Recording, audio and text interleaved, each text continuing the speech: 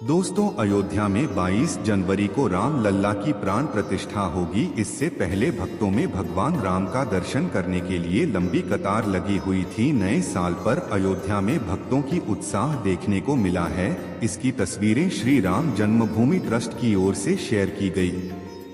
देश के अन्य हिस्सों की तरह उत्तर प्रदेश में भगवान राम की नगरी अयोध्या में भी पूरे उत्साह और उल्लास के साथ नव वर्ष का पहला दिन मनाया गया। नव वर्ष के पहले दिन सोमवार को अयोध्या में बड़ी संख्या में लोग भगवान रामलला के दर्शन के लिए पहुंचे। कई लोगों ने सरयू नदी में डुबकी लगाई, जबकि अन्य लोगों ने प्रतिष्ठित लता मंगेशकर चौक पर एकत्र होकर नए साल के पहले दिन का स्वागत किया। नमस्कार दोस्तों, स्वागत है आप सभी का एक बार फिर से। तो आज हम बात करेंगे, अचानक अयोध्या पहुंचा सैकड़ों गिद्धों का झुंड, जटायु देख चौंकी दुनिया। इस बात में की कितनी सच्चाई है। 14वीं शताब्दी में जब भारत में मुगलों का शासन हुआ तो श्री राम जन्मभूमि को नष्ट कर वहां बाबरी मस्जिद बना दी गई। 1525 में राम जन्मभूमि मंदिर को बाबर के सेनापति मीर बांकी ने ध्वस्त करवाया था। तीर्थ नगरी अयोध्या को सतयुग में वैवस्वत मनु ने बसाया था।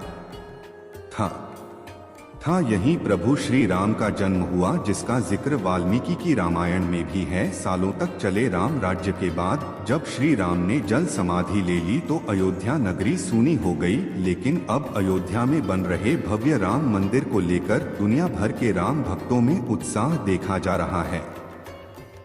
जनवरी को होने वाले राम लल्ला की प्राण प्रतिष्ठा कार्यक्रम को लेकर हर कोई अपने तरीके से खुशी मना रहा है। कोई अपने सिर पर राम मंदिर का मॉडल लेकर घूम रहा है तो कोई भंडारी लगाकर खुशी मना रहा है। अयोध्या में राम मंदिर का उद्घाटन आगामी 22 जनवरी को किया जाएगा, जहां प्रधानमंत्री मोदी, उत्तर प्रदेश के मुख्यमंत्री योगी आदित्यनाथ और 6000 से अधिक लोगों के भव्य प्राण प्रतिष्ठा समारोह में भाग लेने की उम्मीद है। सोनिया गांधी, मल्लिकार्जुन खड़गे, नीतीश कुमार, ममता बनर्जी समेत राजनीतिक दलों के बड़े नेताओं को आमंत्रित किया गया है।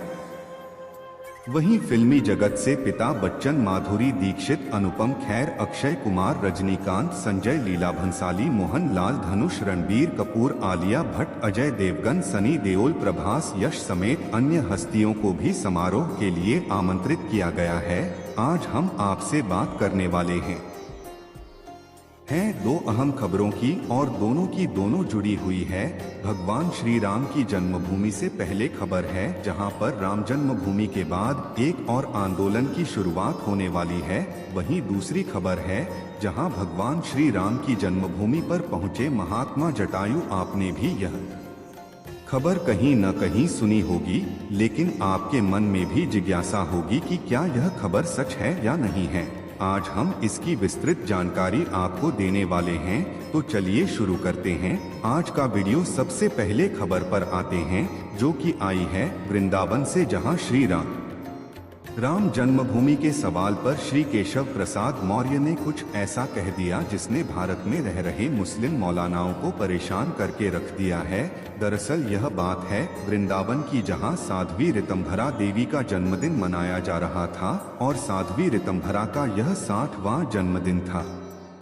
इस पर 3 दिवसीय कार्यक्रम था। यहाँ पर देश के गृह मंत्री अमित शाह जी को भी आना था, लेकिन खराब मौसम के चलते वह नहीं आ पाए। इसी बीच में केशव प्रसाद मौर्य जी से एक सवाल पूछा जाता है, जिसका जवाब वह ऐसा देते हैं कि भारत में एक हलचल शुरू हो जाती। केशव प्रसाद मौर्य उत्तर प्रदेश के डिप्टी सीएम है। इस मौके पर जब डिप्टी सीएम से यह सवाल किया गया कि श्री राम जन्मभूमि के बाद अब क्या होगा, उन्होंने जवाब दिया कि राम मंदिर तो बन गया है, अब श्री कृष्ण जन्मभूमि की तैयारी की जा रही है। 22 जनवरी को अपने गांव, अपने शहर को अयोध्या और अपने घर को श्री राम मंदिर समझकर आप सभी लोग दिवाली मनाएं, यानी कि केशव प्रसाद मौर्य जी ने यह बात कह दी है कि अब राम मंदिर के बाद बारी है श्री कृष्ण जन्मभूमि की, जिसको लेकर देश भर में आंदोलन शुरू भी किया जा चुके हैं और सबको इंतजार है 22 जनवरी का। जब 22 जनवरी को भगवान श्री राम की प्राण प्रतिष्ठा की जाएगी, उसके बाद यह अंदाजा लगाया जा रहा है कि श्री कृष्ण जन्मभूमि की मुक्ति की तैयारी भी शुरू हो जाएगी, क्योंकि डिप्टी सीएम केशव प्रसाद मौर्य ने यह कहा है कि श्री कृष्ण मंदिर की तैयारी की जा रही है। इसका मतलब कुछ न कुछ बीजेपी में इस मुद्दे को लेकर चल जरूर रहा है और उम्मीद है कि 2024 के चुनाव में यह बात जनता के सामने रखी जाएगी। आपको क्या लगता है दोस्तों, वह भी हमें कमेंट अवश्य करें। अब दोस्तों, धरती पर मानव जीवन और प्राकृतिक के चक्र का संचालन करने के लिए पशु पक्षी और जीव जंतु की सक्रिय भागीदारी रहती है। किसी भी पशु पक्षी और जीव जंतु के विलुप्त होने के कगार पर पहुंचने से प्राकृतिक संतुलन गड़बड़ा जाता है।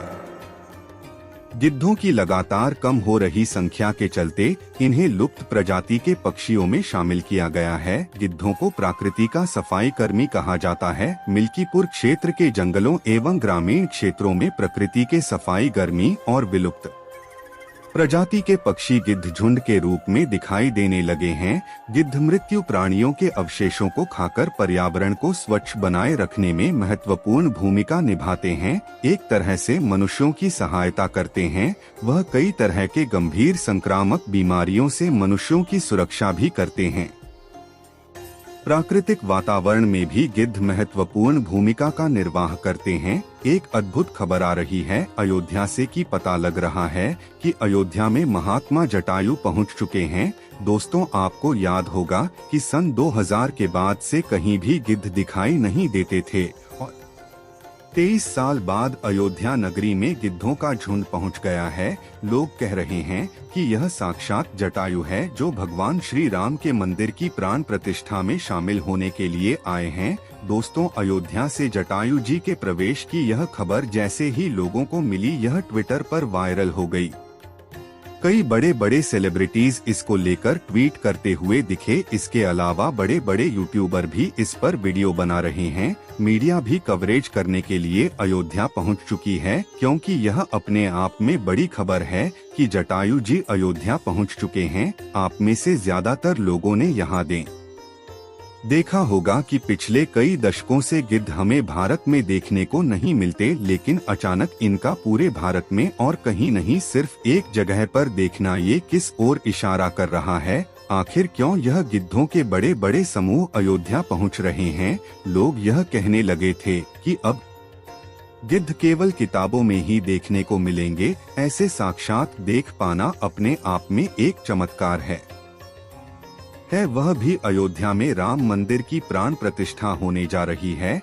यह अपने आप में एक चमत्कार है। जहां तक जटायु का सवाल उठता है तो जटायु का रामायण में जिक्र मिलता है कि महाराज दशरथ के मित्र थे। देवासुर संग्राम में उन्होंने महाराज दशरथ का साथ दिया था और उसके बाद जब माता सीता का हरण हुआ तो उस समय जटायु ने जब देखा कि रावण माता सीता को लिए हुए आसमान में चला जा रहा है पुष्पक विमान पर, तो जटायु ने पूरी कोशिश की माता सीता को बचाने की। आसमान में जटायु उड़ते हुए पहुँचे और रावण से युद्ध हुआ। जटायु का अंत में रावण ने तलवार से एक पंख काट दिया, जिस कारण से जटायु नीचे पृथ्वी पर आ गिरे। बाद में जब भगवान राम उनके समीप पहुँचे तो उन्होंने कराहते हुए जटायु को देखा तो उन्होंने हे तात कहकर संबोधन किया। जटायु श्री राम को सारी कहानी बताई कि माता सीता को रावण लेकर गया है। भगवान राम ने यह भी कहा कि हम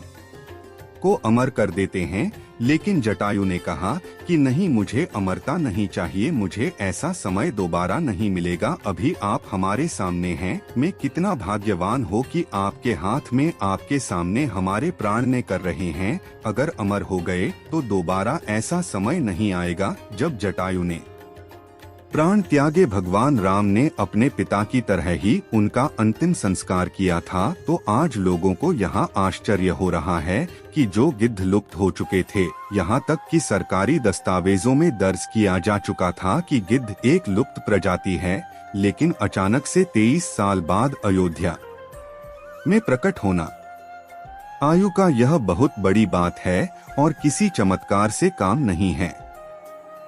वासी भी ऐसा मान रहे हैं, यानी कि जिस प्रजाति के बारे में यह दुनिया यह मान बैठी है कि यह प्रजाति अब दुनिया में एडजस्ट ही नहीं करती, लेकिन भगवान श्री राम की महिमा ऐसी है कि जैसे ही मंदिर की प्राण प्रतिष्ठा की शुभ घड़ी आई, न जाने कहां से जटायु महाराज स्वयं साथ अयोध्या में प्रकट हो गए। भगवान की महिमा अनंत है, उसको यह क्या सरकार, क्या दुनिया, क्या वैज्ञानिक कोई नहीं जान सकता। आज जटायु जी का अयोध्या में आना या वैज्ञानिकों को भी चुनौती देता है, उन नास्तिकों को भी चुनौती देता है, और भारत में कन्वर्ट हो चुके हैं उन कट्टरपंथियों भी चुनौती देता है, जो यह कह रहे हैं कि भगवान श्री राम का मंदिर हम एक न एक दिन गिरा देंगे जब हमारी सत्ता आएगी। अरे मूर्खों, जब स्वयं 33 कोटि देवता सूर्य, नाग, किन्नर, यक्ष, गंधर्व भगवान श्री राम के इस मंदिर की रक्षा का प्रण ले चुके हैं, तो तुम क्या, तुम्हारी आने वाली 1000 पीढ़ियां